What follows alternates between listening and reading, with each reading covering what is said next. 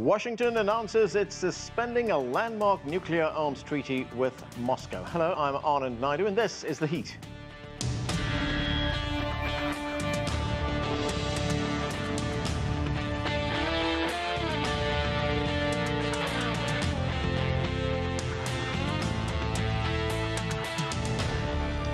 The United States says it's pulling out of the Intermediate Range Nuclear Forces Treaty with Russia.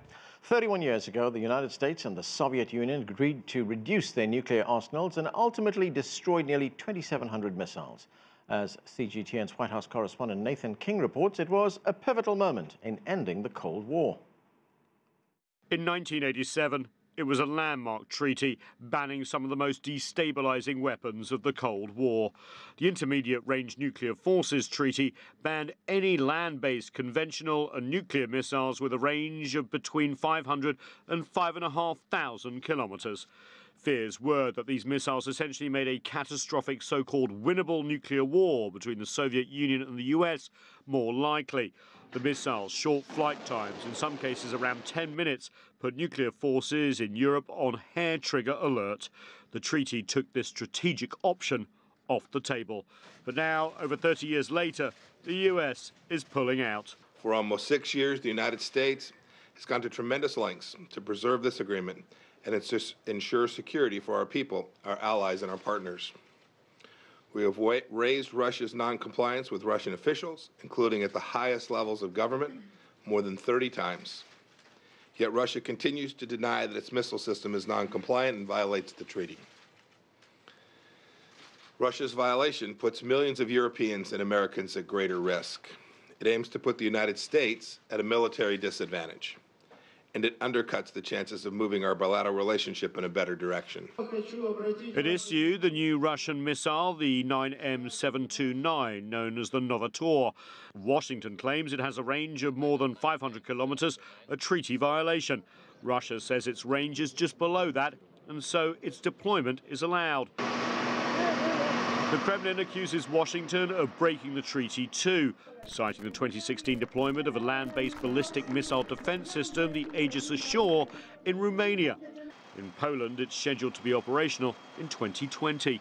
The Trump administration announced its intent to withdraw from the treaty last year, and if nothing changes, Washington will withdraw fully by August this year. Moscow says it wants to save the treaty and accuses the US of fueling an arms race.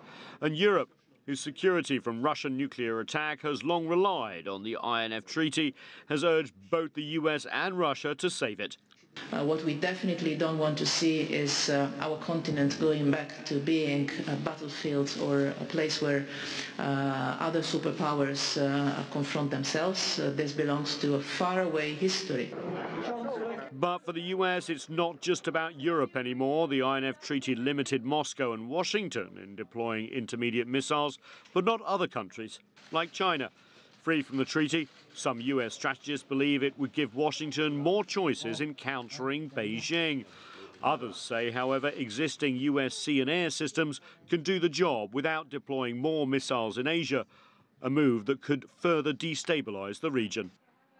And the demise of the INF Treaty could have serious effects on upcoming non-proliferation and arms control talks involving other types of nuclear weapons too, and this is, of course, the latest international agreement the Trump administration has decided to back away from, following the Iran nuclear deal, the Paris Climate Pact, and, of course, the Trans-Pacific Partnership as well. Nathan, what does the US hope to accomplish by leaving this treaty? What's the end game?